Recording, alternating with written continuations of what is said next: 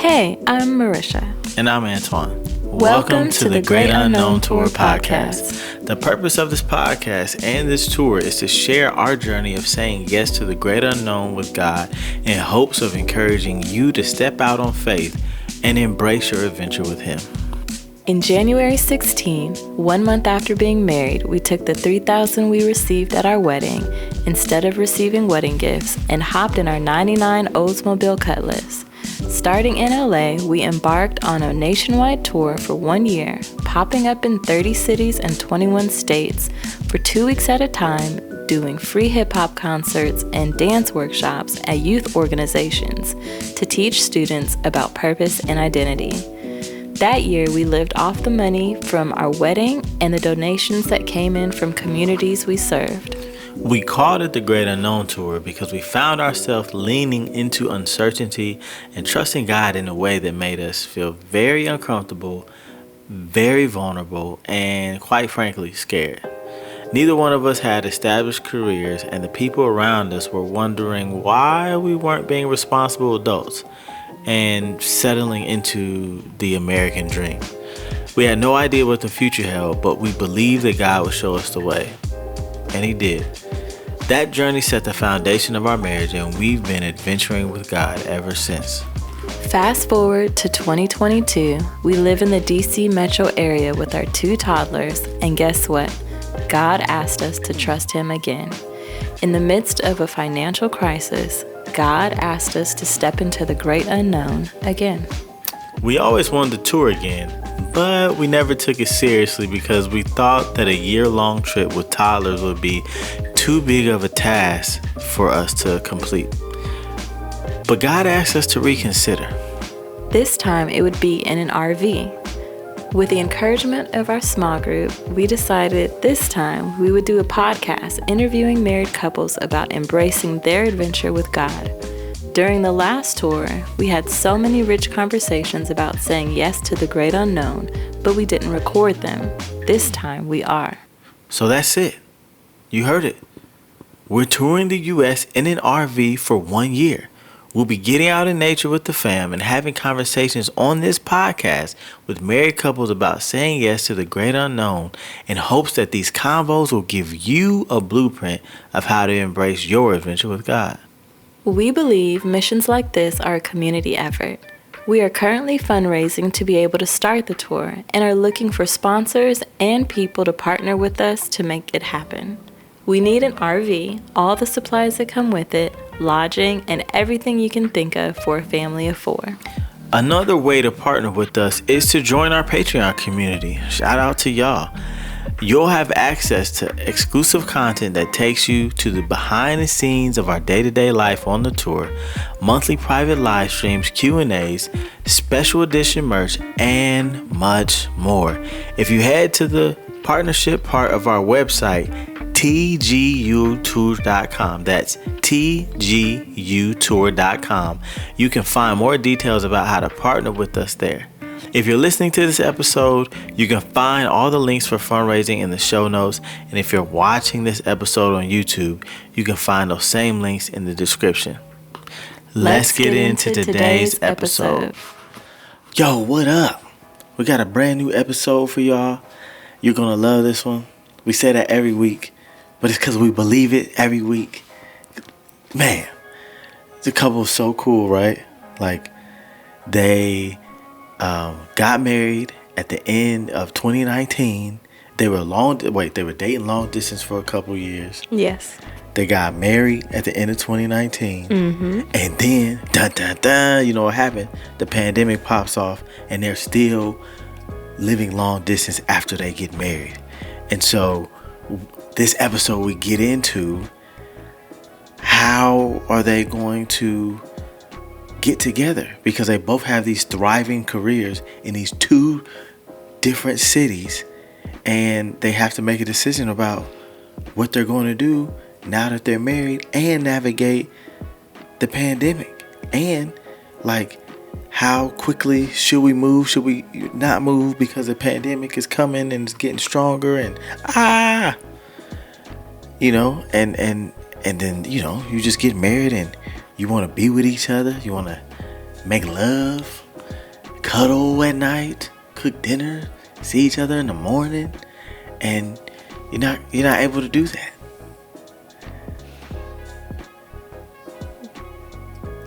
Do you have any thoughts? Tune into the episode. You're gonna love it. We're gonna hit on, humility. Going to hit on vulnerability. Going to hit on practical tips when you're stepping out on faith. How to understand when you're aligned with God versus not. But let us stop talking. Check out this episode. Have fun. Peace. See y'all soon. All right, what's up, y'all? We're back. Another episode. Great Unknown Tour podcast. I'm Antoine. I'm Marisha. And we have a special guest for y'all today. Special guest. This is, I guess we're going to let some of the guests introduce themselves or tell their bio, but I wanted to do the honors today. These special guests. So this young lady is, first of all, she has one of my favorite nicknames of all time, Big Sleep. Came from when she was a kid. She would, after school, go upstairs and sleep after school. Would seem like all day. Number 2, she's traveled all 7 continents in the world, even Antarctica. She slept in a hole in the ground in Antarctica. Not many people can say that. Not too many people can say that. That was camping. Can you give a little bit more context? You still slept in the hole. But we were camping. I didn't just go out and dig a hole and say I'm going to sleep here. No, you want to see the penguins. Slept in the hole in Antarctica. She braved the concrete jungle of New York City in efforts to attain a coveted master's degree from Columbia University. She has been coast to coast, LA, Texas, Georgia, Florida, you name it. She's been there, has a plate from there. That's a lie. Our grandma did that. Our grandma has plates from every state. And what else? She's a mother. She's a wife. She's a friend. She's an educator. She is an advocate for people traveling abroad and also sleeping in holes in Antarctica. Oh, jeez. And Not what I tell my students. most importantly, she is my sister, Danielle. Wait, we didn't talk about how we're gonna say your last name. Is it you want me to say the new last name? Yeah. Okay. The not so legal last name. Is it the hyphen? No, this is Oliver. Okay, Danielle Oliver. Definitely forgot to ask about that. Now, to her right or your left, I don't know how this is going to bounce out, but we see him on the left. This brother right here. So, what we don't... In the Marvel movies now, there's talk of multi-dimensions, right? The multiverse. And in our universe, Mr. Clean is an icon in pop culture. However, we know, because we just watched Ant-Man and the Wasp and Quantumania, that Kang knew that there was multiverses a long time ago, earlier in the 19th century. And so I believe that the people who created the Mr. Clean brand went back to another universe, found his archetype, and made this brand. So number 1, he should have royalties because he's smoother than Mr. Clean. Gosh. His head is cleaner than Mr. Clean. He's stronger. More women want him even though he's unavailable. He's actually an action figure. He's in the military doing his thing. works for the government. Not only is he serving us as a civilian and as an officer, he builds planes or services the planes. He works on cars. He works with his hands, building woodwork, winery, wine shelf holders in the house with his hands and his tools. If I need tools, he has the tools. He's shown me all the deficiencies that I have as a handyman, while simultaneously inspiring me to mount our TV. I did that not by Marisha helped me, actually. We did it together. That was a huge milestone for me, and I couldn't have done it without his testosterone rubbing off in our house. Oh, that sounds wrong. But okay. How does that sound wrong? He's married. Testosterone can rub off in this story here. Okay. Yeah, as long as it's not a spray, Marisha. No, nobody wants any spraying going on. He is a great brother. He's the oldest of 5. He's a 6. Oh shoot, my bad. 6. Yeah. Oldest of 6. He's loyal to all his friends. He's there for you when you need him. He show up for you on the dime. What you need, boom, bap, bow. What else can I say? Do I want to say this? Forget it. He's a good drinking partner. And now, this is not like in college.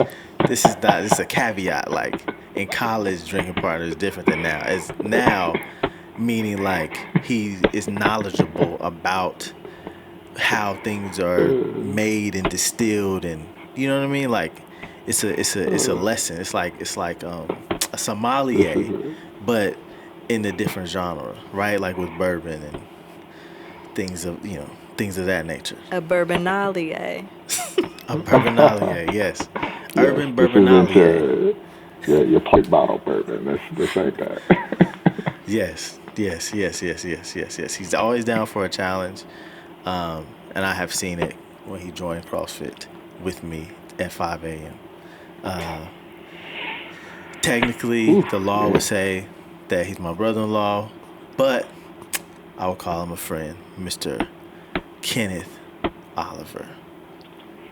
Yay! Who we learned on the last podcast tells people to call him Jay when he doesn't know them.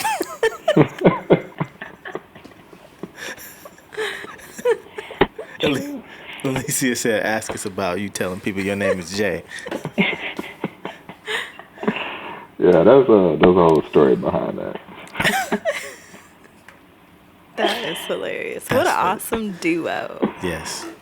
Thank you for being on here tonight. It is an honor to be here because we actually already did this podcast, well, a version of it, and the sound was corrupted. And so they were our very first guests, and now they're back, and we have a way better setup. Praise the Lord. All right. Yes. About that setup, yeah. Can we get the microphones, though? We're working on it. Just mail them out. That's All what right, I'm talking so about. that was an introduction. I will add that our kids love them. Love you guys. Yeah, my bad. Uncle Ken. And I mean, Auntie. if there was any other person they'd want to be around other than their mom and dad, it would be you guys. And so that means the world to me. And above all of that, their cousin. And their cousin. Totally forgot. Yes, our niece. They, sure. they go through you to get to her. For sure. Yeah, I love my niece and nephew. So that was quite an introduction. Is there anything else that you guys want to share about yourselves or your background or what you're passionate about now? You go first. Just put me on the spot like that, huh? All right. If not, I have questions. Let's see. I don't have anything else that I would want to share off the top of my head. I am constantly learning how to be a better husband, That's how to be more affirming with my words. Affirming. Yeah, You said affirming. No, I said affirming. Oh, it sounds like firming with my words. Oh, well, I can definitely be firm. No issues there. Very true. Okay, so in that, I'll ask how, if I may ask, how are you learning that? Like, is it a book? Is it a course? Is it like what way are you learning that? No, I think it's, for me, intentionality about what it is that I say, how it is I share it, and paying attention to how it makes Danielle feel. Yeah, just being a student of my wife. He's so sweet. Ah. To you. Yes. He's very sweet to me. Okay, so Danielle, so when Antoine mentioned the 7 continents, I just thought about it because I remember being around for the Antarctica. But we haven't talked a lot about why. Could you share why you went to 7, like all 7 continents, and why that was a goal of yours? Yes. Well, I didn't start out with the goal of traveling to all 7 continents. I started out with the goal of just going to one different continent, and that was Australia. My great-great-aunt had been all around the world, but Australia and Antarctica was a continent that she hadn't visited. So I said, that's where I'm going to go first. And then from there, that's when the love of traveling really blossomed in my heart. And I also noticed that there weren't a lot of black people traveling outside of the country, at least when I was doing it over 10 years ago. And I realized there was this a stigma about black people traveling, and it's basically black people don't travel. And so I wanted to show that black people do travel, and we can travel anywhere we want. And then that's when I decided, I want to visit all 7 continents, even Antarctica. And I probably decided that when I got out of college and I moved to Korea and did some traveling around there, and I realized I'd been to every continent except Antarctica. And so I set out to go there, and it took me probably over a year to save for it because it is very expensive. Very expensive. To give you an idea, about over $10,000 that I saved just to go there. And that's one person. Yes, just me. But it was well worth every penny, and to be able to say that I've been to every continent and been to the bottom of the earth, this means so much to me, especially with having a Nana as my daughter. And my goal is to be the person, be the family to introduce her to the world. And so to be able to show her all the places that I travel to and inspire her, if that's what she wants to do, then she can do the same thing. And any few kids that I have, that'll be the same objective. Gotcha. Wow. Thank you. I want to go now. Well, I always wanted to go, but now I want to go with more purpose. Oh, and I think that's... Oh, sorry. Go ahead. Oh, you can finish talking. I was just going to say I'm so glad that you've been an example for me that I can do it, that I can go outside of the country. Because I know I was reluctant to go outside of my state, even though I wanted to. Like when it comes down to actually doing it, there's just these unknowns and fears. And because my family didn't travel, it just made it even more scary. And so to know you breaking all of those odds is great. And I'm glad that my kids get to see that. And whenever Montana asks a question, I can say, let's ask Auntie. She's been there.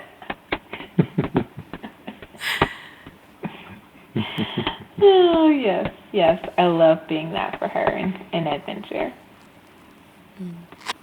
Awesome. A quick question about Australia. Did you see any of those big insects that I've been learning about? Like big spiders? How big? Like big. Like I saw one, it's called I think a huntsman. It's like as big as my hand. Oh. But it was like regular in people's houses. Like I was reading the comments and they're like, nah, this is regular. Like they're just in here. And like we don't kick them out. I was like, oh my God.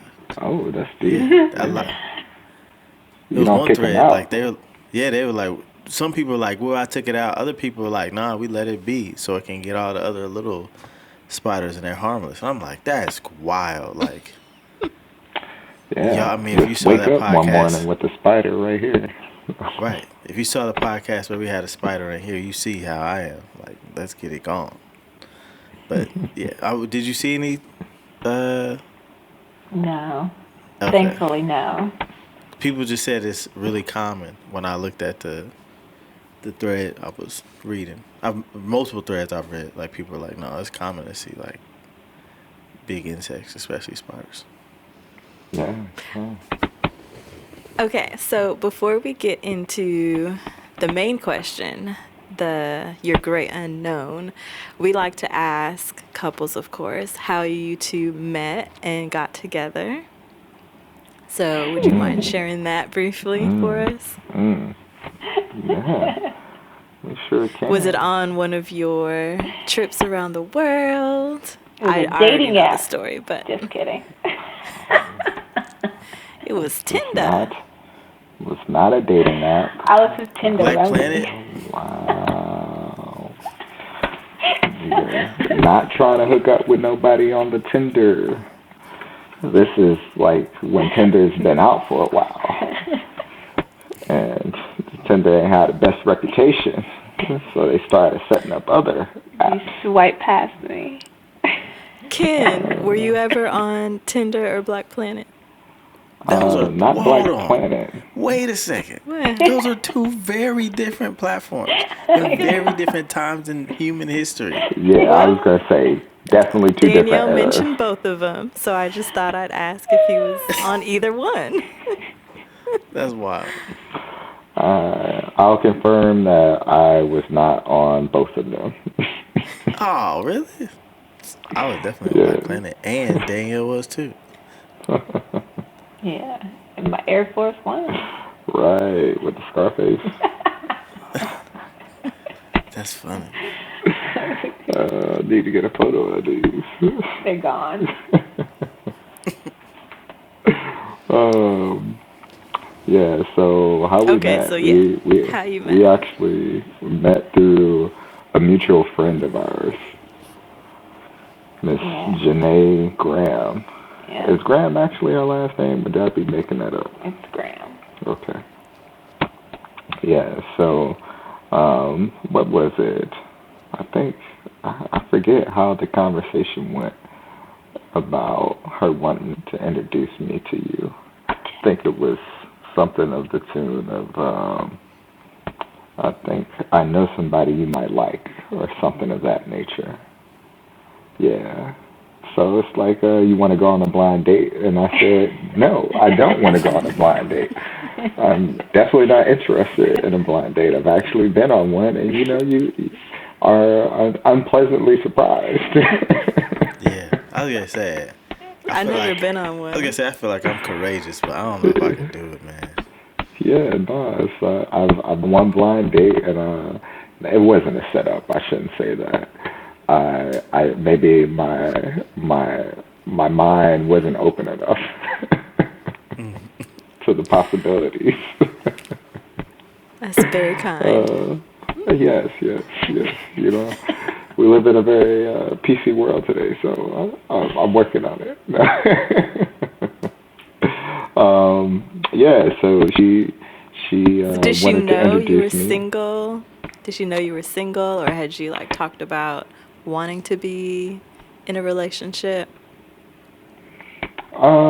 Yeah, she knew I was single, and I think it was more so she knew what I was looking for. She knew my temperament, and Janae and I are pretty good friends, right? And so we hung out a lot, and through that built a really good relationship, right? Strictly. I think she's like one of my only female friends. Yeah. Ooh, So sidebar. yeah. Since you guys have been married for some time now, are you hmm still best friends with her? I would have never put her in the category of best friend.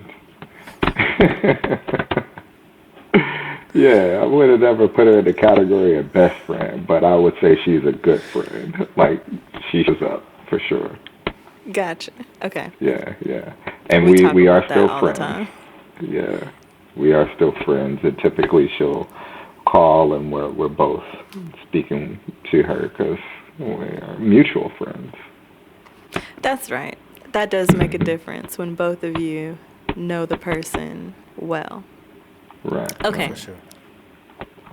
go Yeah, on. so she introduced us, and I was not down for a blind date. I don't believe Danielle was either, and so I recommended that we go on group date at a place that was pretty open, right? That way, my thought process was, if we weren't feeling each other or feeling the situation or circumstances, we could just bounce and say, all right, cool. It was nice meeting you all.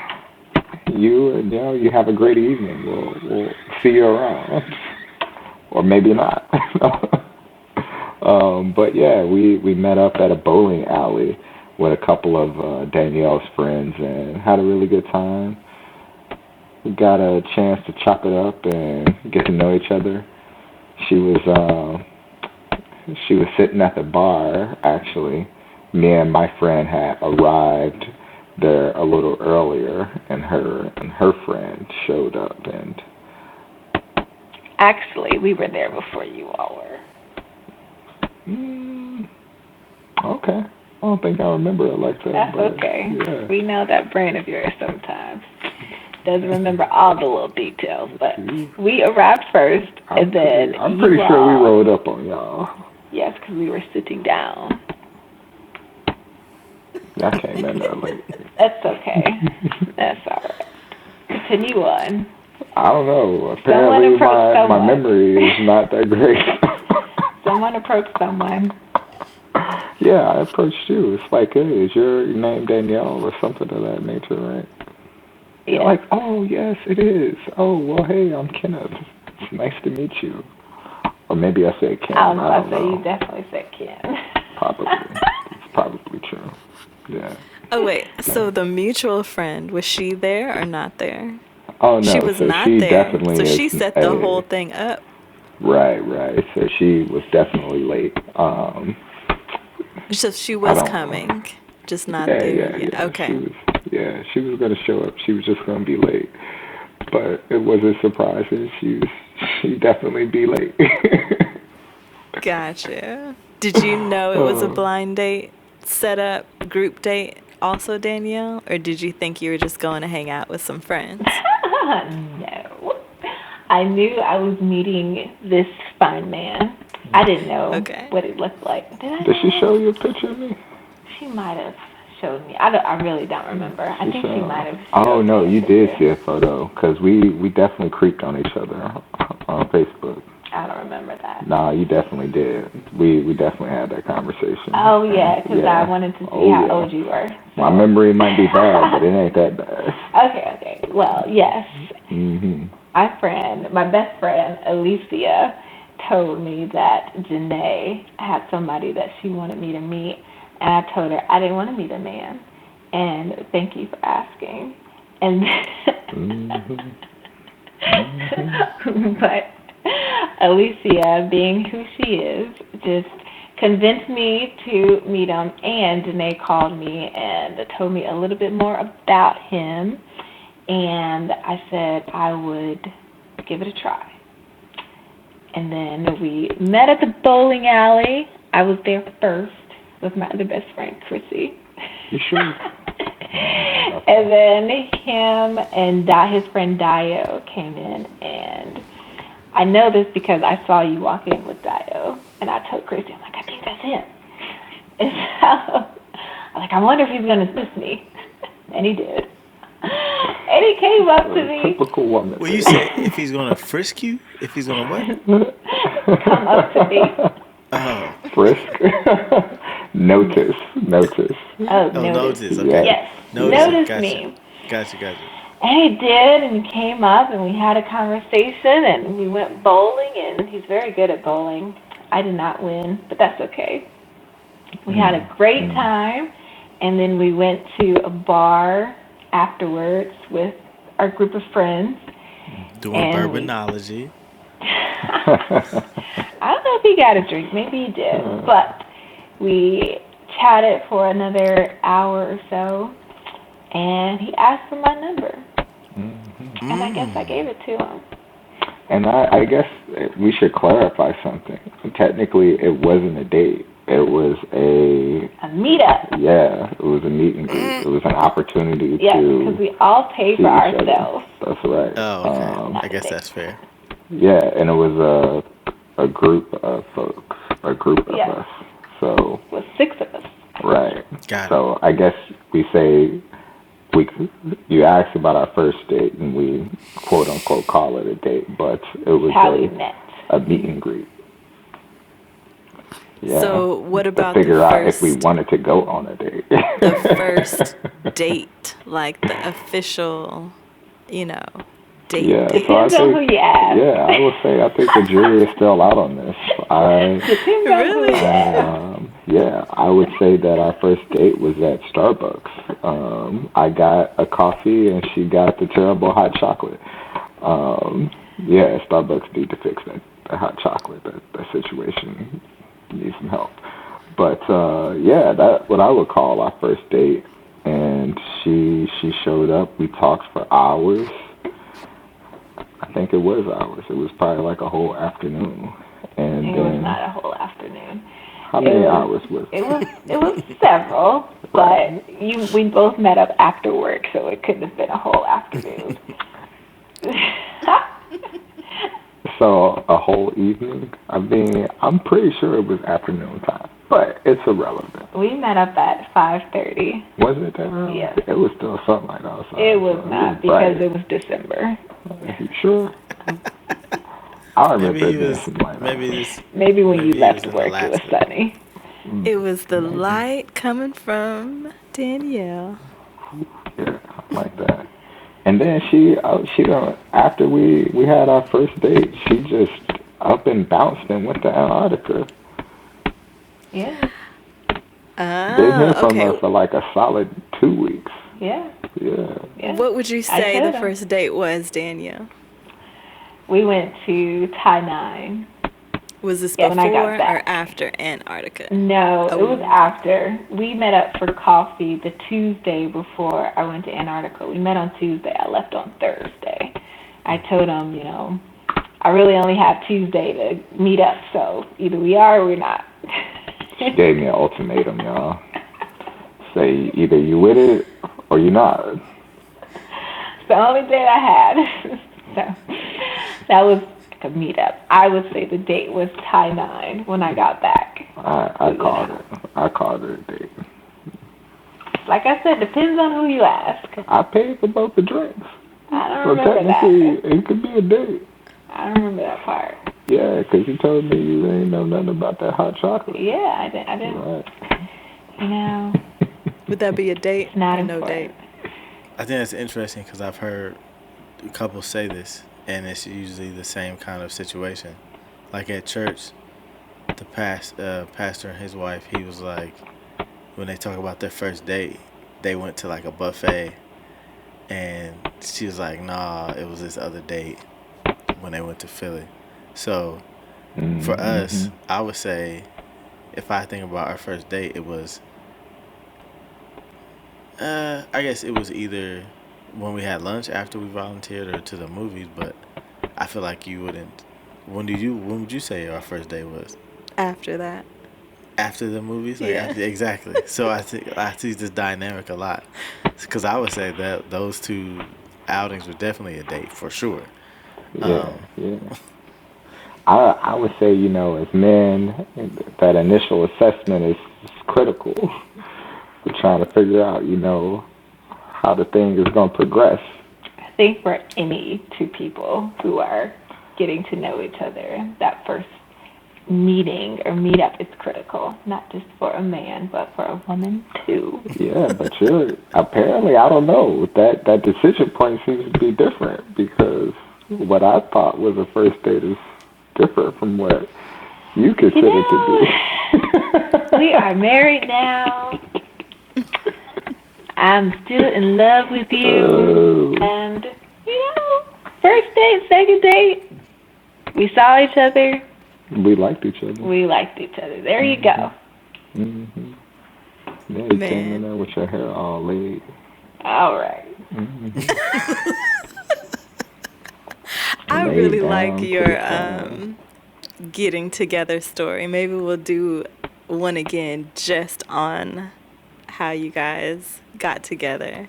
But for today, time's sake, because your great unknown story is so good too. Let me skip to how long it was before you knew the other one was the one, and how that, proposal and, how that proposal went.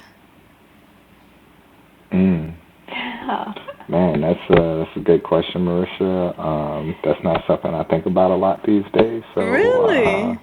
Yeah, it's done. It's a done deal. I don't need to think about that anymore. There are a lot of other decisions that take up room in my mental. However, I guess, if I were to take a stab at it and say when I knew,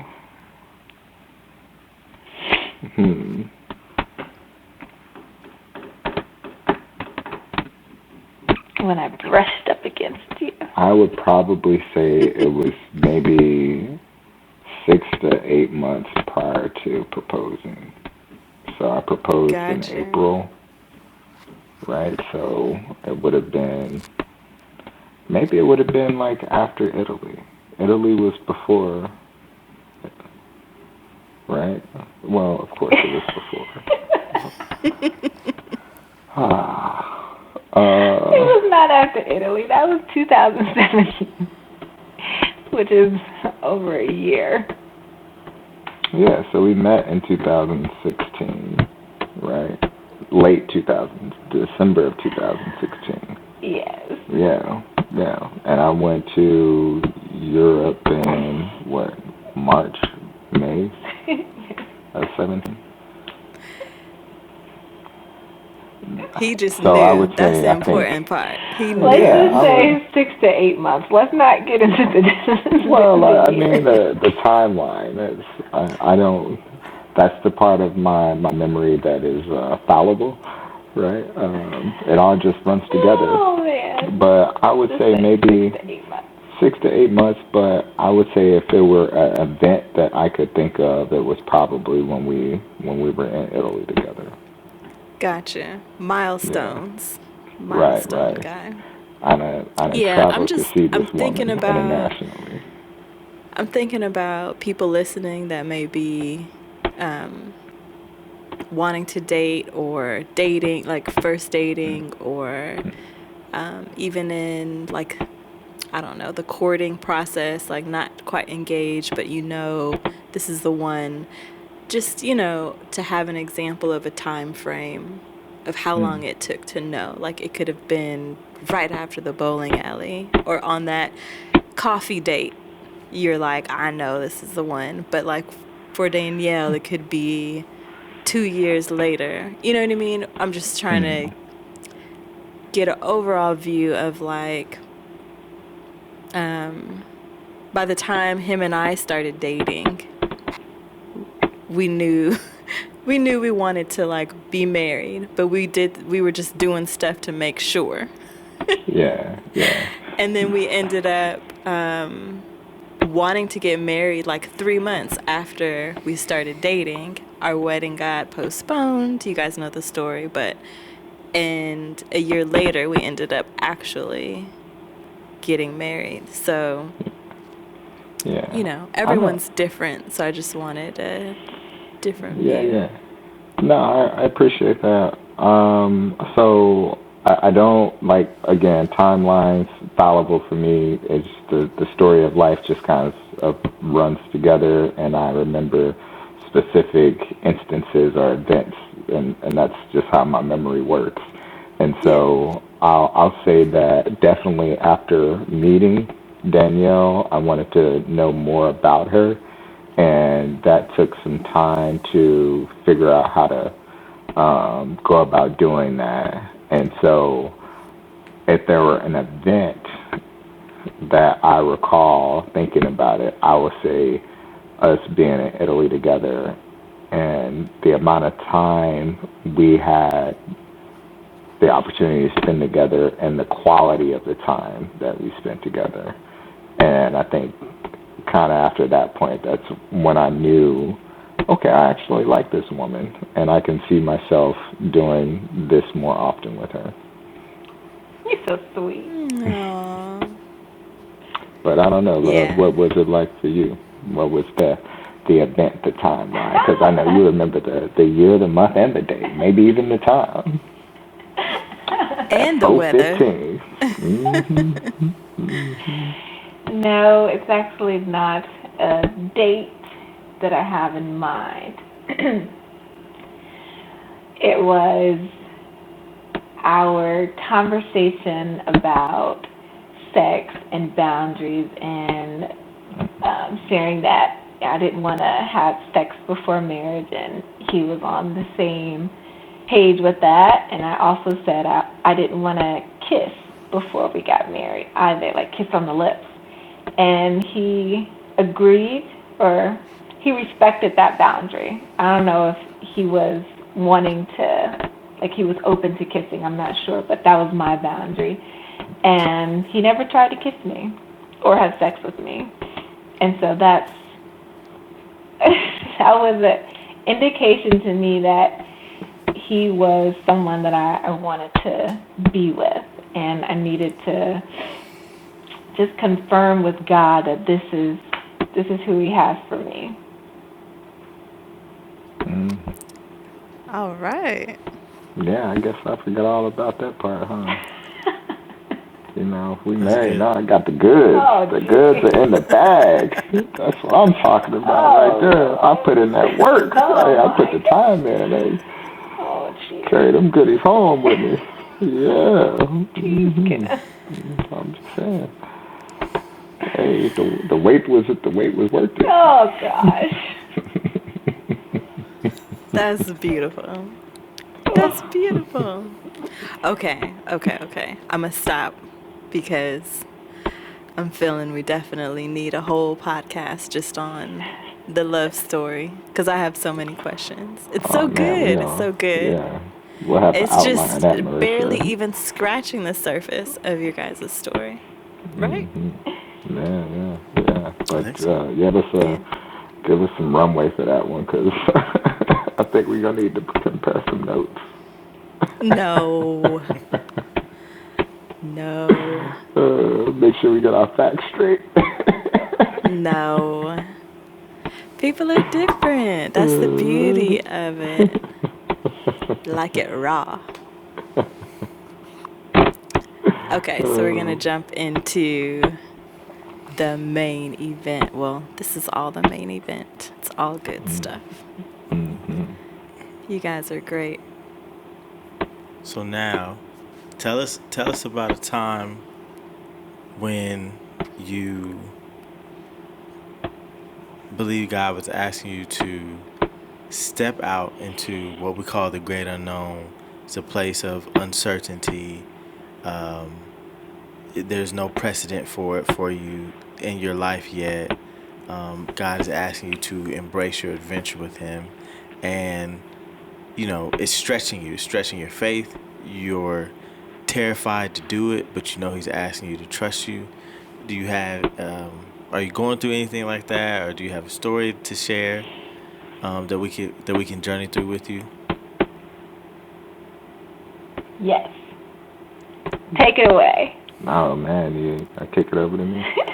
All right. Um,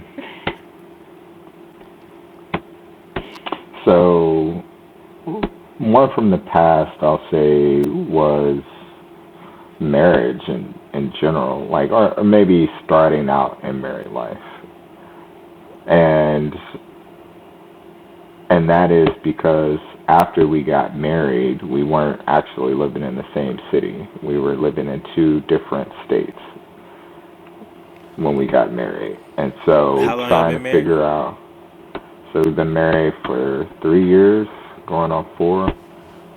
Okay. And so that was definitely a trying time, just trying to figure out how to navigate that space and figure out how we're gonna get in the same city and what that was gonna look like. Yeah, would you agree? Yes. We had a long distance relationship. Yeah, a long distance marriage for a couple of months too. Yeah. I'm trying to remember, but because we know you guys, but I'll just ask you. Was your whole relationship long distance, or how did that work? Yes, our whole relationship was long distance. We met December 2016. I moved to DC May or June 2017. And we didn't start officially courting until November 2017. Oh, yeah, okay. So then, So we knew so each then other when you for got married, y'all were deciding. You decide, okay, let's get married, and then the moving is where where we're picking up now. But did you decide, how are you? So you're like, we're gonna get married, and we don't need to live in the same place. We just want to be together. Is that how it was, or how was that? Right? Because I think what he's trying to ask is, when you were planning marriage, or like when you proposed, or when you were planning the wedding, were you also planning out where you would live, or were you just trying to get married first? Is that your question?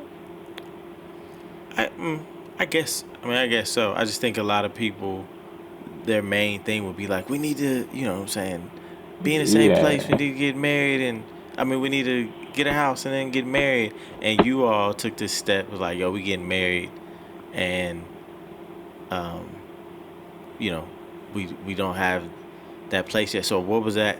I mean, give us those inner Okay. workings. You know I what I'm saying? think, yeah. So you're a little, from what it sounds like, curious about the logistics, right? Of the logistics of the life decision to get married, because of course, having a long distance relationship, one you think would be trying to get to the same city, so to speak, while they're dating, and not wait until after they're married. Yeah. I hear a lot of people are like, they date long distance, and then at some point they're like, yeah, I'm just gonna move there and we're gonna get married. You know what I'm saying? And Yeah, you all didn't seem to do that.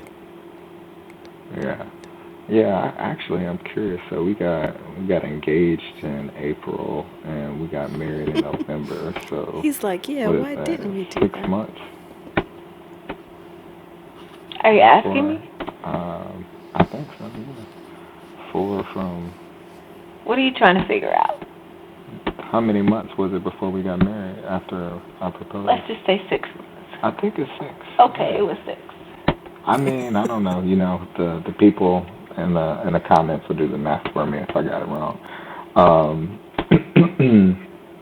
So yeah, I think so. Going back to our relationship, I think on my end, I was thinking about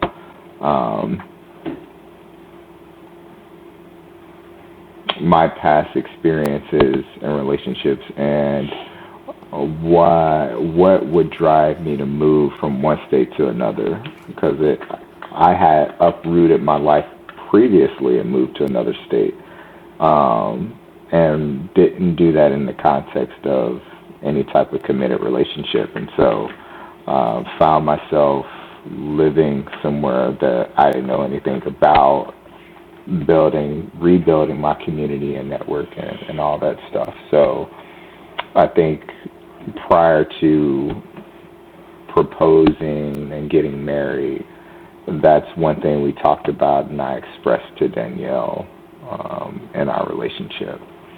And so after I proposed and after we got married, that was kind of like the decision point to start looking at jobs in the area. And I think that was the main driver, right? And was what really made it the great unknown from my perspective, is because becoming a husband for the first time and recognizing the responsibility that brings, I didn't want to go into it without having any type of secure means to provide for my newly minted wife or my spouse, my wife. Yeah. But yeah, no, I think that was just kind of my portion of the decision making and trying to wrestle with that and what God was leading me to. Like, are you saying that I need to, God, are you telling me I need to uproot my life from where I'm at now and move to this destination, or move to a destination where my wife is going to be without a job? Are you saying that one of us needs to, leave our job in order to go to the next, or go to the city where our spouse is? And so that was a very, very interesting thing, because I don't think either of us were at a point where we wanted to give up our careers. Yeah, I think you said that you would have been open to moving, but given that you enjoyed your job, I don't think I wanted to ask you to make that sacrifice. Yeah, I didn't desire for you to make that sacrifice. Just to come move back to Dayton, Ohio. I mean, shout out to all the Buckeyes out there, but yeah, I can have all of that.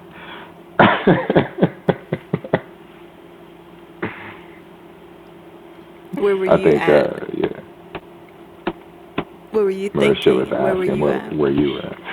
I heard her, yeah. Each time you talk, she would talk. And I can't listen to both. You gotta listen to me. That's what I tell my kids all day. Tell my kids, if I'm talking, I can't hear what you're saying. You have to wait till I'm done talking. Anyway. At that point, I was willing to do whatever to be done. I think when we were really coming up on the decision of what to do, I was offered a job, or I was in the interview process and was offered a job, and so I wanted to know, like, if I should take this job because we're going to stay, or if I should decline the job because I'm going to move back to Ohio. So he ended up saying, no, we'll move to D.C., or he'll move to D.C., so I took the job. But I was willing to leave my job and go back to Ohio if it meant that I could be with him.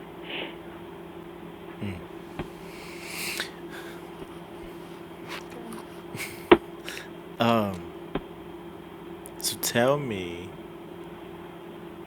That's cool. Well, let me back up and say that's cool to see that you all were both open to giving up what you all had, worked so hard for. That can be, I know that can be difficult. And so, in your process of making those decisions, how did you strengthen your faith? Like, what did you do to feel secure that you were hearing from God about, like, you, Kenneth, like, yo, I'm willing to move to DC. Don't, give up, what you're doing. And Danielle, for you, like, I'm willing to leave what I'm doing and not know if I'll get something as good, right? Because at the time you enjoyed it a lot, if I remember correctly. And yeah, so how did you strengthen your faith to lean into this uncertainty with God? A lot of prayer. A lot of prayer together individually and reading the Bible and processing things that I'm reading and really internalizing them. Mm-hmm. Mm-hmm. But it was really prayer and peace. Like one thing that has stuck with me all these years is something that you told me years ago when I was faced with a decision or something, and you told me to follow peace because peace is where God is. And so that has always stuck with me, and that's what I strive to live by. And that's the same thing that I was striving to do back then, is to follow wherever the peace was. And peace was telling me, whatever needs to be done, you just do it, and I'll take care of you. And so I was willing to leave my job. It's just a job, honestly. I knew I could probably get another job at some point, but I couldn't get another husband like him. So Okay. I love you, boo. I love you too. Yeah, no, I think That's real. That's real. So many people put their career over their spouse or even over, possibilities of relationships. So that's real. So what I'm like... Hold on, babe. He was answering. Oh, answer? Yeah, he was about to start talking. Okay, I'm sorry. Yeah. I'm sorry, go ahead. Nah, it's okay. You can steamroll me, Marisha. No, I think that's a really good question. I would say that, in addition to what Danielle mentioned about, prayer and being in the Word and those things, I think one of the bigger things for me was being in community as well, and talking to other believers about the transition. And I say transition because for me it was, even though we had been dating, it was making a shift mentally from, okay, I'm courting this woman, to now I'm this woman's husband, and I need to lead my family unit, her and myself, well, right? And trying to figure out how to do that in the context of what it is that I believe, which was difficult. I mean, it was definitely some days I felt like I was floundering, because I didn't know what I didn't know, and I just didn't feel confident about what it is that I may or may have not been receiving from God. So it was definitely a difficult time, a time of a lot of uncertainty, and her sharing that with me, find that the piece about peace, finding what the peace is, was very important. And and I don't know, like I think about it now, I don't know if I would have found peace in just saying, all right, I'm leaving my job. There was one point I got to that where it was like, all right, cool. It's been a few months. I've applied for all the DoD jobs that I am pretty sure I'm qualified for, and I've gotten no hits. And so I was about to tell Uncle Sam, y'all can have all of this. I'm gonna go do something else. But you know, it's funny. It's funny how when you get to the end of your rope, how God opens up another door. Yeah. Yeah. Thank you. The Go Where Peace Is was given to me. I don't know if you remember it too. Not me. Given to our whole young adult ministry in LA by the guy who discipled me and married us, Kyron Jackson.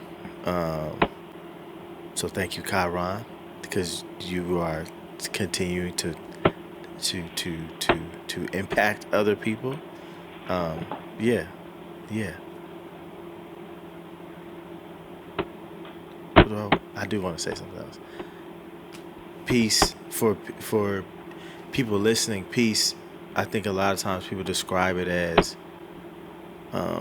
like no conflict. However, this peace is a sense of alignment with the Lord, rest in the midst of conflict, in the midst of uncertainty or hard decisions. You have this, what one may call an inner knowing, right? Holy Spirit giving us assurance that the direction we're taking is right, or the position that we're in is where God wants us. What are you gonna say, sweetheart? It's gone. It's fine. Okay. Talk to us about. Oh, you gonna say something? No, I was just gonna add. I think so. At one point or at one instance throughout that journey, I'm pretty sure I fasted, and so in addition to what you asked about earlier, what did we do, right? And it was several things, right? It was prayer, it was reading scripture, it was fasting, it was all the greatest hits. I feel like trying to figure out where God was leading me to in that space.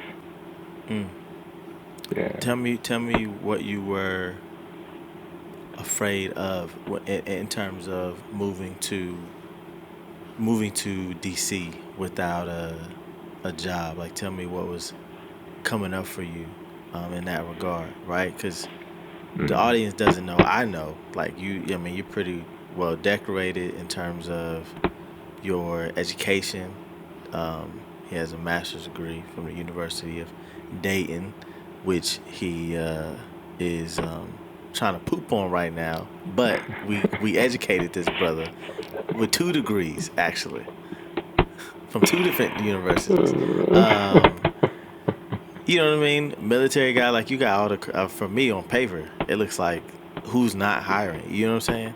Especially as a veteran. So tell me what was coming up for you when it came to that hesitation of like, I'm gonna go and I'm gonna pop up in DC and knock on Uncle Sam's door like, hey, bruh, I'm here. I'm one of the distant relatives. I'm here to collect on this relationship we have, brother. You know what I'm saying? So tell me what was coming up for you, in which you wouldn't just be like, yo, I'm out. I'm it's gonna be fine in DC.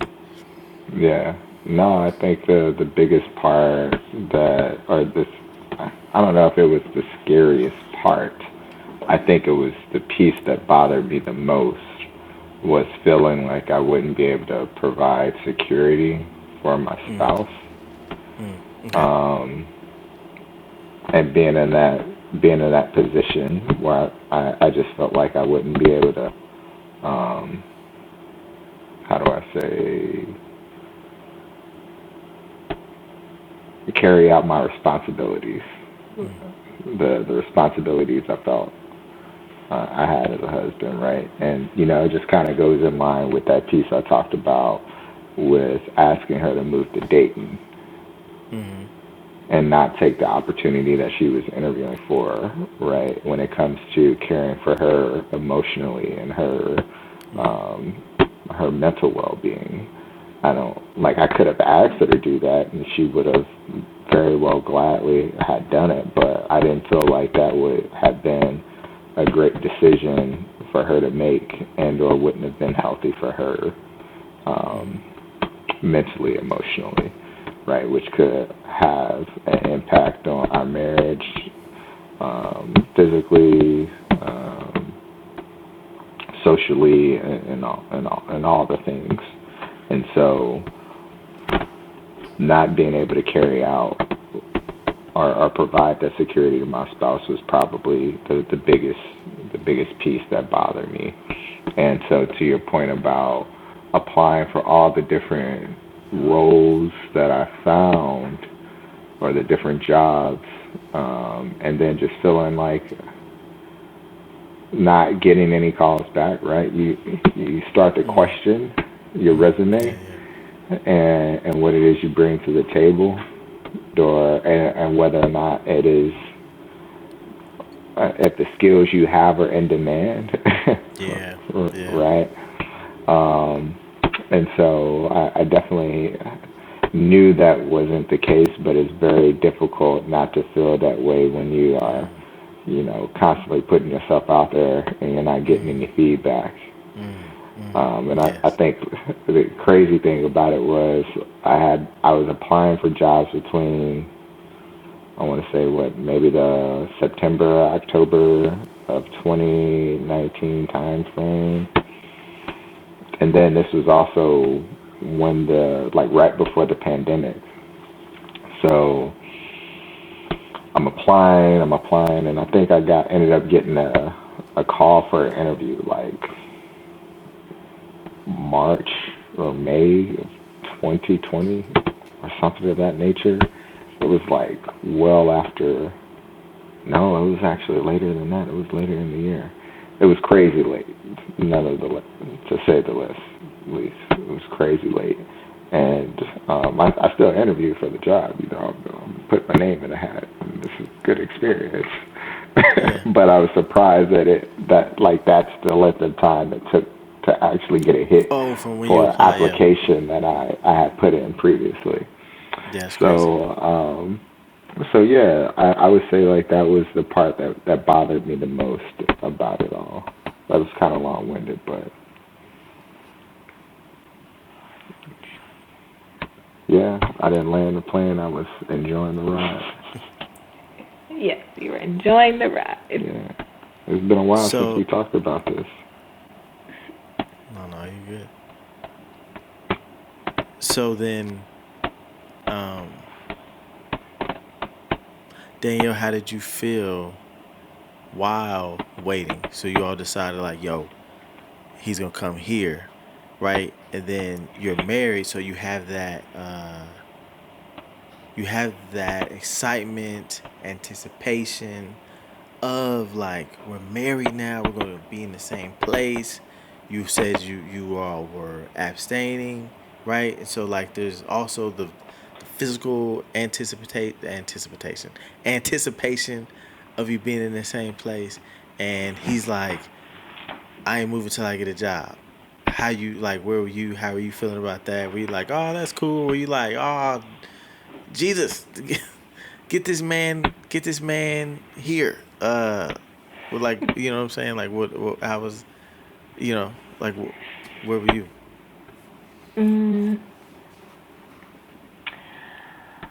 I was I was patient. I was patient because I know Kenneth and I know how hard of a decision it would be to move to a new location without a job. So as he was going through the process of figuring out what we should do in terms of if I move back to Ohio or if I should, or if he should come to DC. I just prayed for him and was patient with him as he figured out what it is he thought was best for us. Patience.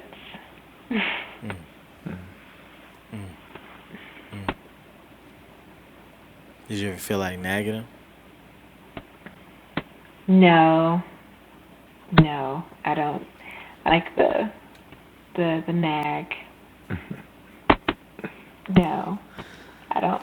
I don't believe it would have gone anywhere. It only put more pressure on him, and I wanted to give him the space that he needed because it was a hard decision on what to do, especially he had been living in Dayton almost 10 years at that point. And all of his friends were there. He had built a career there. So everything he knew was there. I had already left, came back to Dayton, and then left again. Right. And so me picking up and leaving to go to D.C. was a no-brainer. Me coming back to Ohio, again, could have been a no-brainer because I'm familiar with Dayton, and it would be to be with Kenneth. So I would have been okay with either decision, but I know how challenging or how hard it would have been for him to make that decision, knowing that he hadn't moved in about 10 years. Yeah, no, that's real. So then you moved to DC. So then, where did God make a way? Like, what happened? How did He facilitate you moving to DC? Right, you weren't getting any callbacks.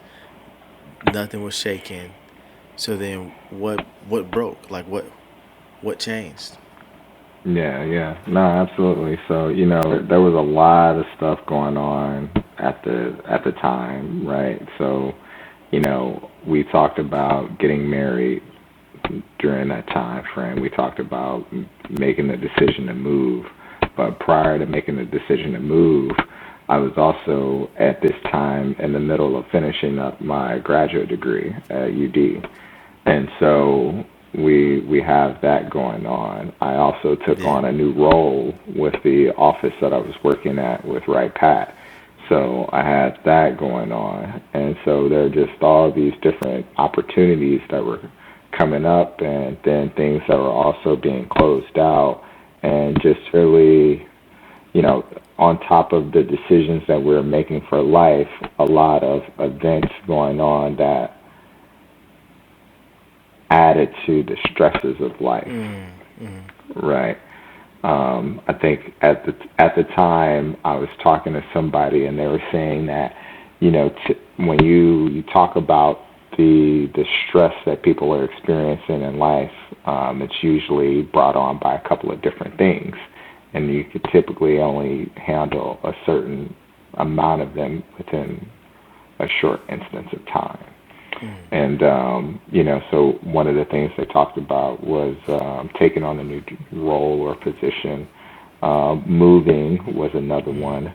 And then any type of life event, right? So getting married. So, just thinking about that, looking at it from my life, those were three stressors that I was dealing with all at the same time. And so to answer your question about, how did I feel like God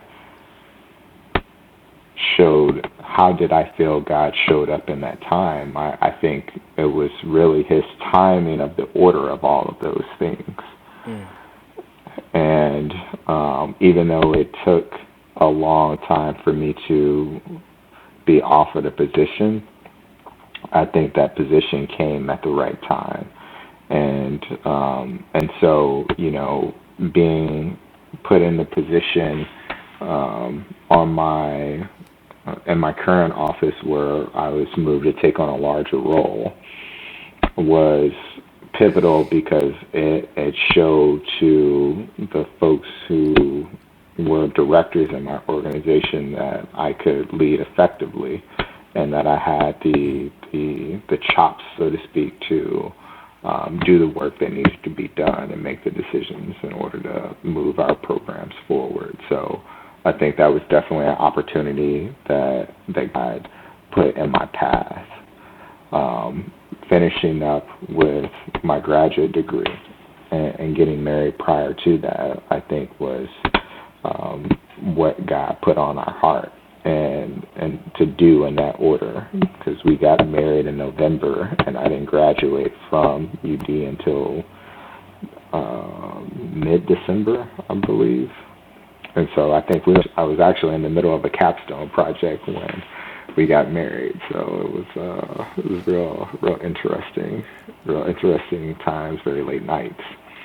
And so after that, just the situation, life circumstances, and society with the pandemic and what that did to the ability for people to be moved and take on roles and work virtually, right? So even though we were living in two different places, having the ability to work virtually from where virtually for our company gave us an opportunity to be in the same place with one another without actually having to be working in the same place.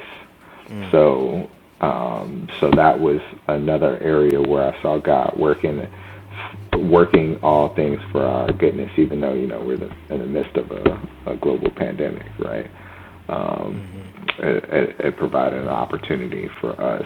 And then on top of that, through how things progressed for me in the new role that I had been in with my organization, being encouraged by other people in my office who were more senior than me to apply for promotions, because I felt like there was only some additional growth I needed or desired in order to become more well-rounded as a professional in my career. But folks saying like, no, that's I think you have those things, and if you don't, you'll acquire them as you move into and grow in these next roles and these next leadership roles. God putting people in my life to encourage me to interview and take a look at different roles, bringing positions for me to interview for that may have not been in DC but were in the area that I was currently living in, and getting selected for those. So as far as the government goes, when you transition from different tiers on the pay scale, you're able to apply for jobs that are on that same tier. So the tiering in some states are not the same just because of the type of work that you're doing, and being promoted put me on a tier to where I was able to apply for roles that were in the DMV area. And so that's another area I felt like opened up another door. And then finally, I interviewed for a role with an office here in the DMV that I didn't get selected for.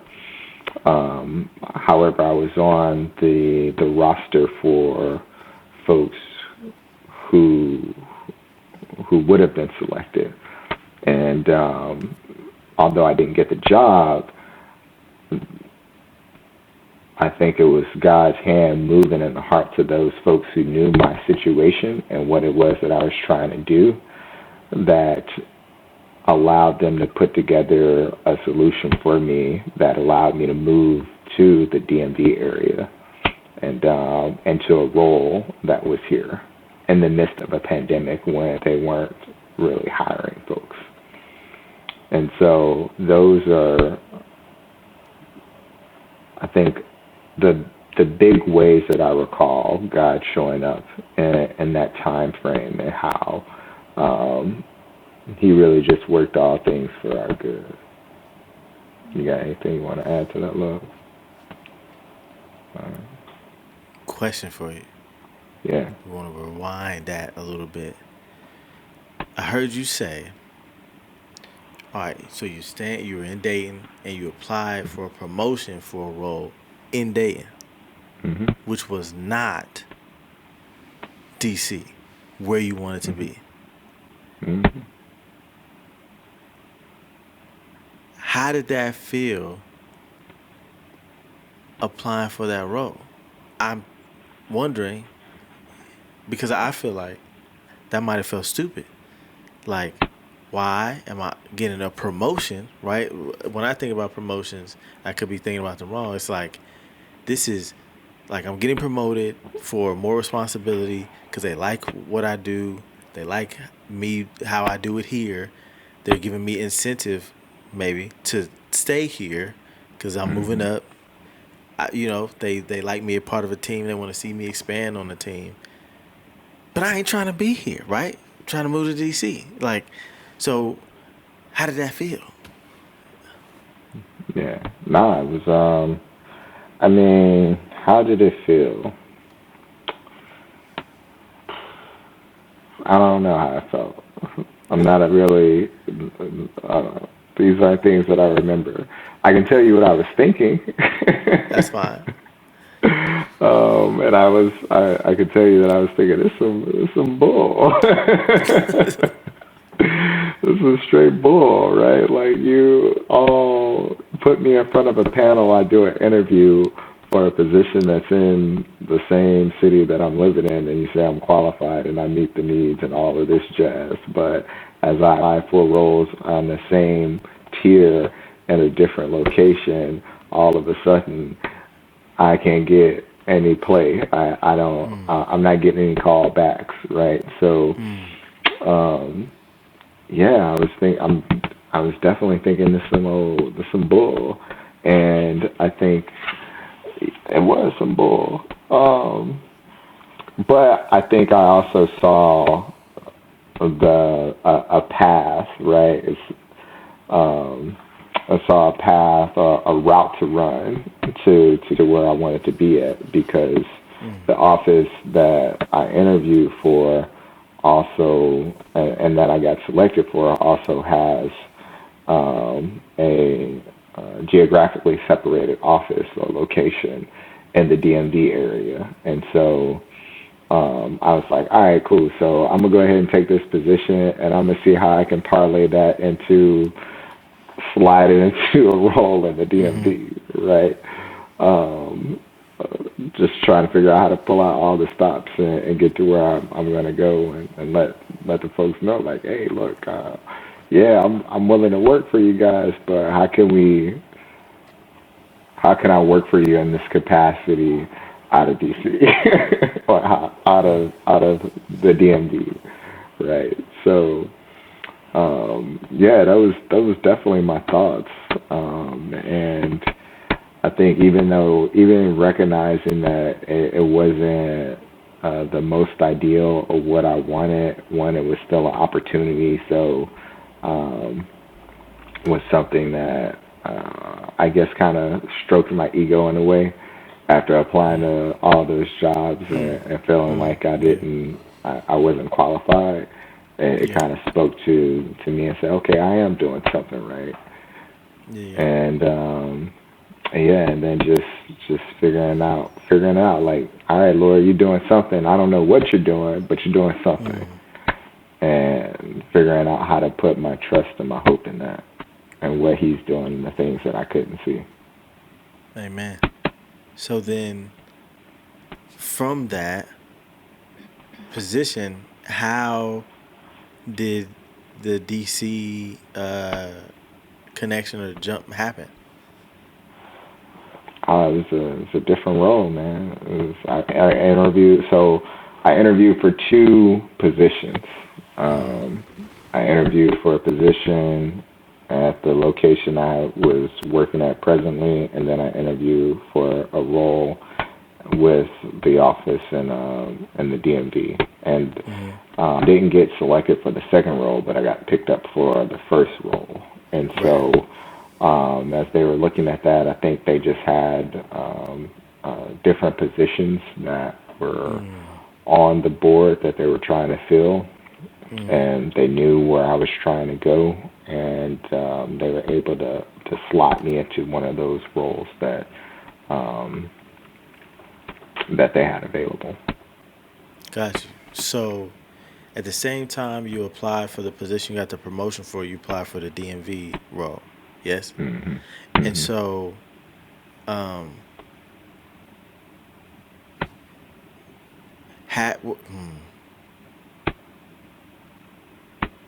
you said you got the promotion. You're like, man, it's some BS. Like, you could have quit then. You know what I'm saying? Because you were like, I did the capstone. I got the wife. Done with it. I'm done with school. I'm out of here. You know what I'm saying? After applying and all that, but you humble yourself. You applied to that position, to those two positions again, and you said yes. Humbled yourself and said yes, and like, okay, I'm gonna be here, but God, how are we gonna figure this out? And because if you would have been like, no thanks, but no thanks for the promotion, I want to be with my wife, you'd have been I don't know how the government works in working, but like you would have been out of the system, right? You would have been out of the pool. And so by taking the lesser yes, which was still good because you got a promotion, you were still in the running for the other thing, and they pulled you up. And then what I heard, you said they knew what you was trying to do. And so it sounds like, correct me if I'm wrong, that you had been transparent with them about, I want to be in the DMV. Did you tell them, like, I just got married, I want to be in the DMV? Or are you just saying, I would love to transfer over here? How much did you reveal? Oh, yeah, most definitely, man. I pulled out all the stops, right? Everything except for the waterworks. Right. But I think also at the same time, even in all of that, I was getting to the point where I was ready to walk away, right? Because I think at this point, it was like May or March of 2020. No, March or April of 20. Yeah. Right. So the pandemic hadn't quite kicked off, but it's definitely a thing, right? We're hearing about cases. We're hearing about other countries closing their borders. So it's more of a thing internationally than it is in the States at this point.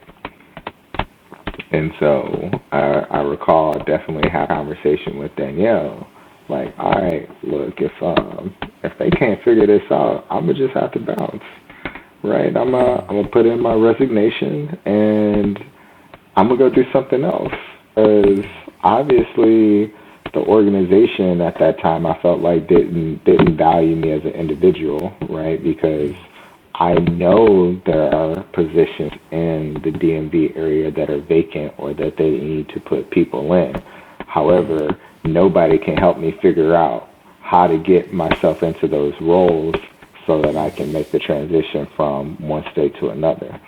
And so it was just one of those things of like that I definitely saw the quid pro quo in the situation or relationship from how what I could provide benefited the organization and how what the organization had could benefit me. But it just didn't seem to me that we were all working on the same sheet of music together, even after being fully transparent. Yeah. And so I think, oh, my bad. Please continue. No, I think that's it. So that was kind of where I was at this point. And even after I got the promotion, it was kind of like, it was some time. Because I think I got hired for the position like late January, early February, and I didn't get moved into the role until April or May. And so there was still like people were asking me, so you still here? I thought you got the job. Why are you still in our office? Yeah.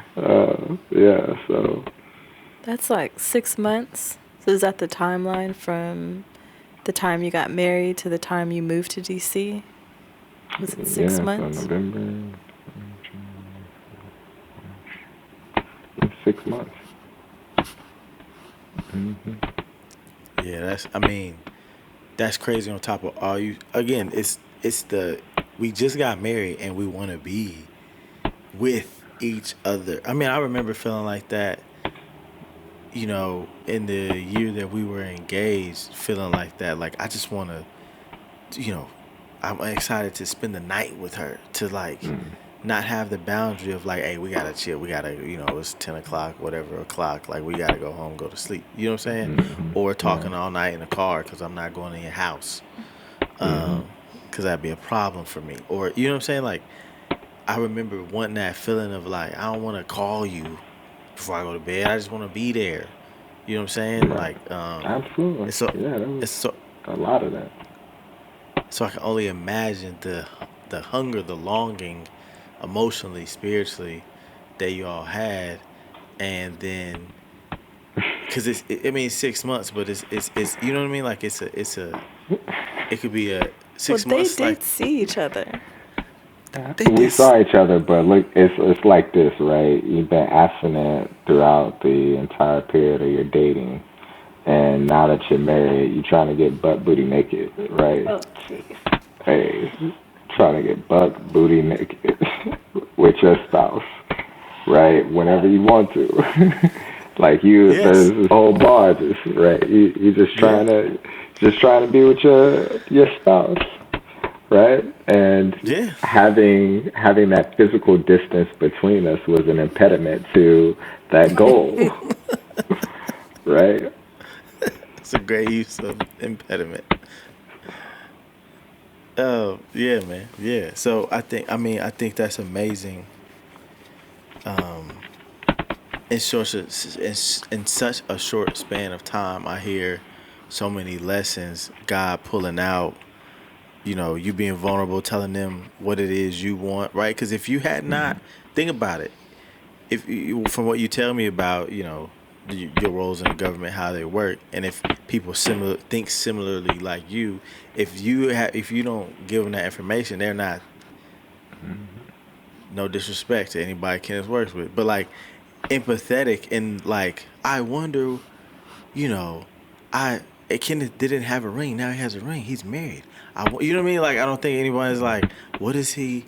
What is his life like? What is his wife like? Oh, let me ask, what's your wife like? Oh, you live in a different place? Oh, you want to, like, I don't feel like, based on the conversations that, how you talk about the work culture, that those things aren't organically happening. So you taking a step and saying, hey, I just got married, trying to be with my wife, and here, sounds like a step of faith, being vulnerable. I hear vulnerability in where you believe God is asking you to lean into, um, doing practical things to seek Him out and to stay present with Him. You all talked about prayer, you talked about fasting, you talked about staying in the Word, and then you all coming together and making a decision. And you as husband, ooh, uh, as Ephesians 5 says, submitting to your wife. All the men, we always talk about wives submit to your husbands.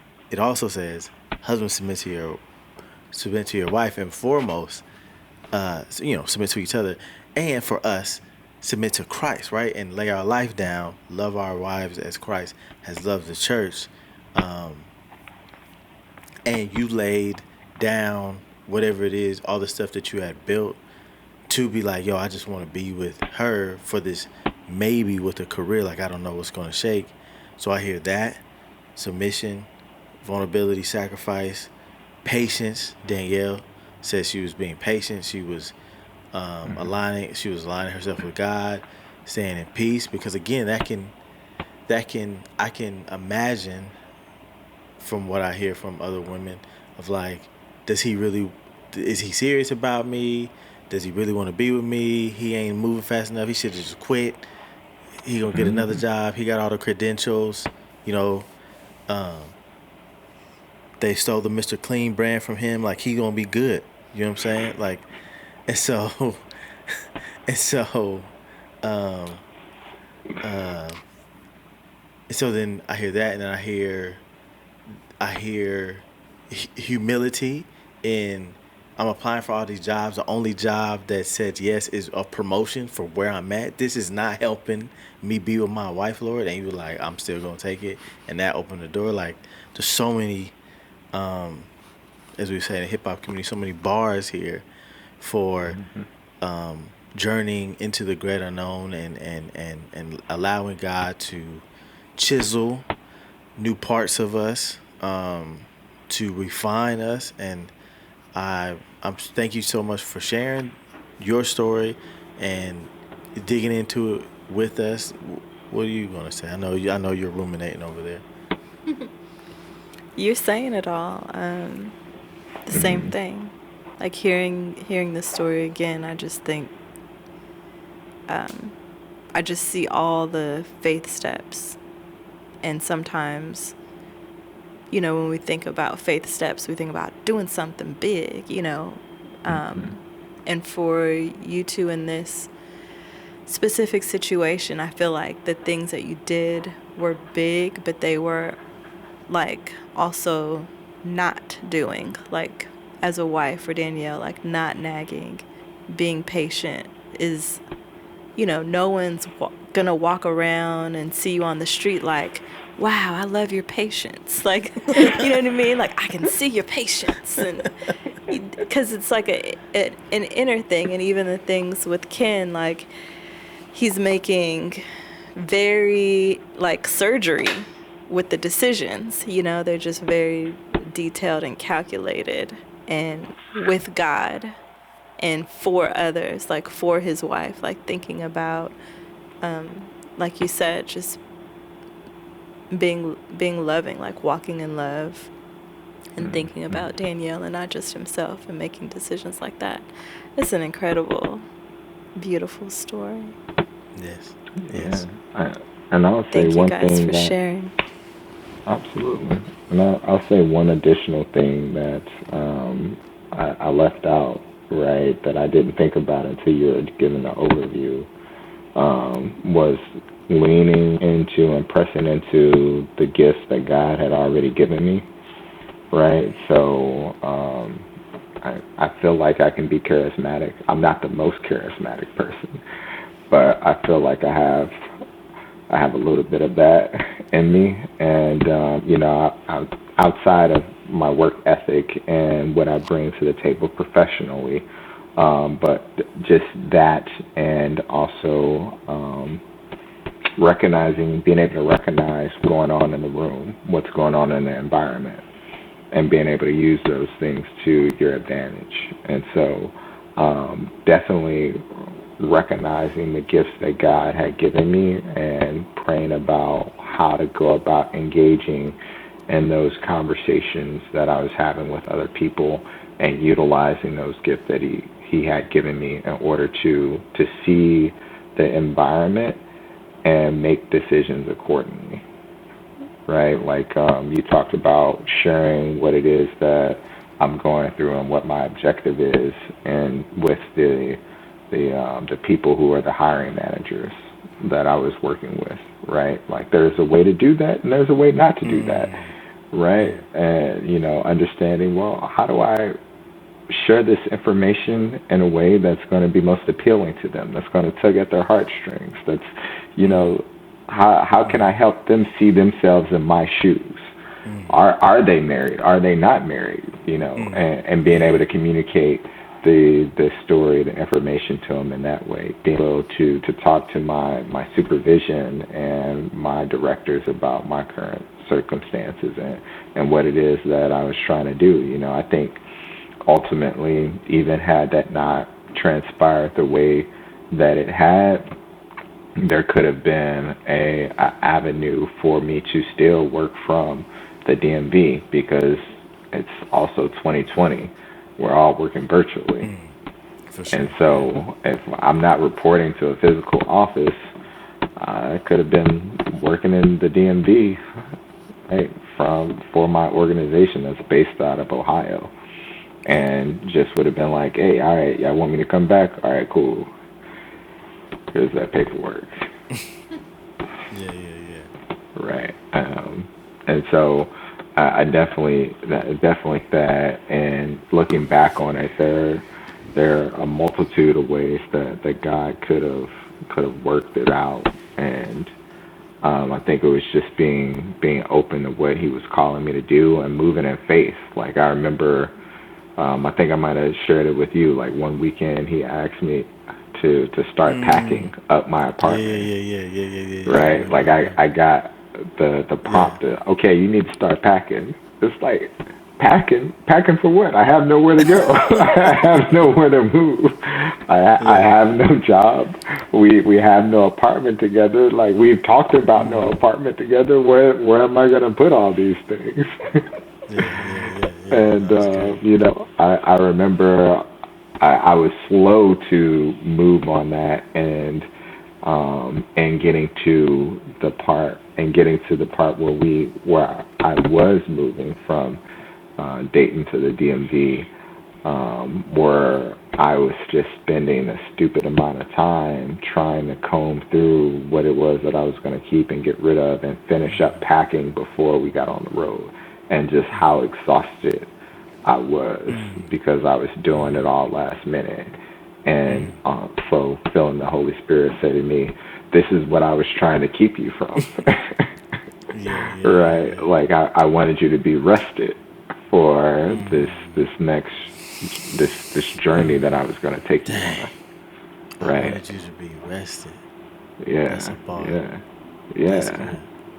And so, just listening to those prompts and respecting those prompts that you get, because it didn't make no sense why I needed to be packing for a whole circumstance that hadn't materialized yet. Yeah, that's good. I wanted you to have that rest. I wanted you to be rested. Yeah, and so I definitely want to add that for additional context, right? It's definitely praying and putting your hope and faith in God, but it also requires some action on our part, and how it is where we're looking to God to understand how we need to move in the situations and circumstances that we're in. Yes. Thank you. Danielle, what would you, what, I feel like, do you want to ask a question? This is like your question. Oh, yeah. Both of you. Start with Danielle.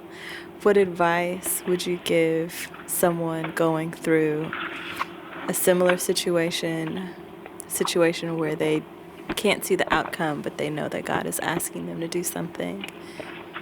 And can I like put add something on that? Of course. I'm just saying. You add something on everything. I'm saying, and a wife, like from a wife's perspective, who may be waiting for something she can't control, right? Because you couldn't control Kenneth's thought process, how fast he's moving, you know what I'm saying, what he was applying to. So, like, even within that, like, paradigm, you know what I'm saying? Yes. Definitely patience. Definitely prayer. And maybe not most importantly, but very importantly, to follow the peace. Wherever that peace is, to follow it and rest in it and trust God in it. Because wherever peace is, God is, and God is working on your behalf. He was working on our behalf, but I needed to be still. And if I hadn't have been still, God might not have been able to do all that He had to do. So I needed to be still until God revealed what He wanted for us through Kenneth. and Kenneth brought it to me because I was ready to do whatever, but I needed to be still. And the peace for me was being still. You sure you just went out here? You just went and been like, forget all that, Kenneth. I'm coming to Dayton. I ain't waiting for you to make no more decisions. You tell us, was she still? Nah, Would you say she was patient? She was very patient. She really allowed me to take the reins and lead. And that is one thing that I really appreciate about her. Although it was, as a husband stepping into marriage, it was a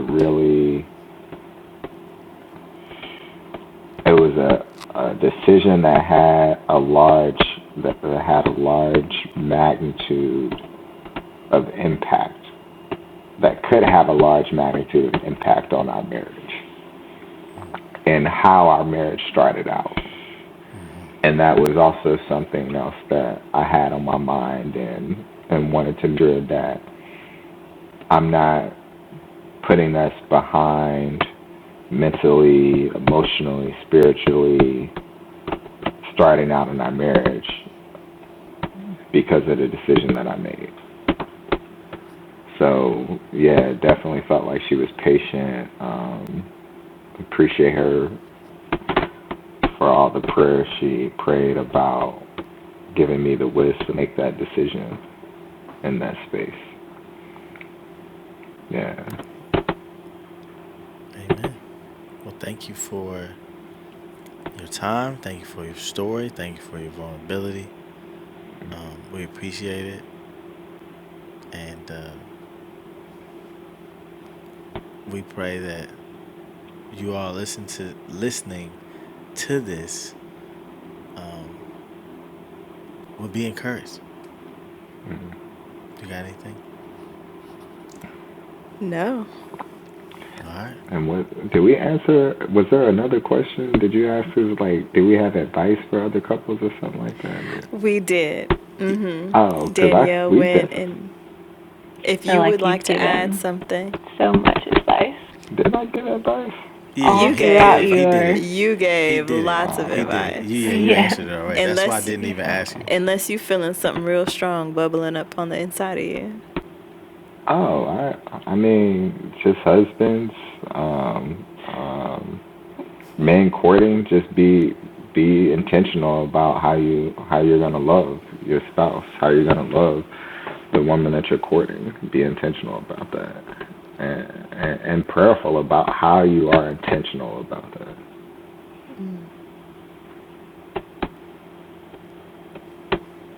Yeah. Can you define courting for us?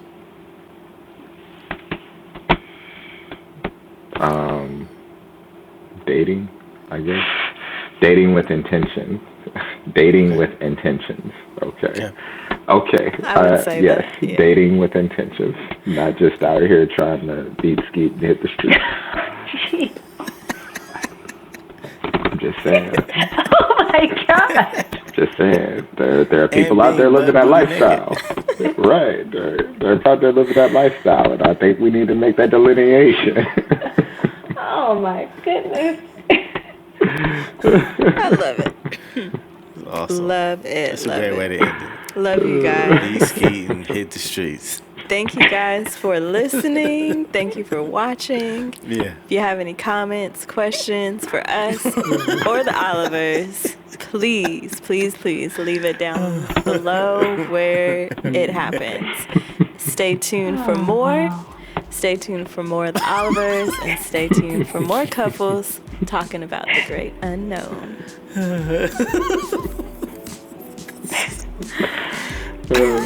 Well, I hope they get as much kick out of it as we have. Good night, y'all. Bye, y'all. Be skeet. Say bye. Oh my gosh. All right, bye, y'all. Bye.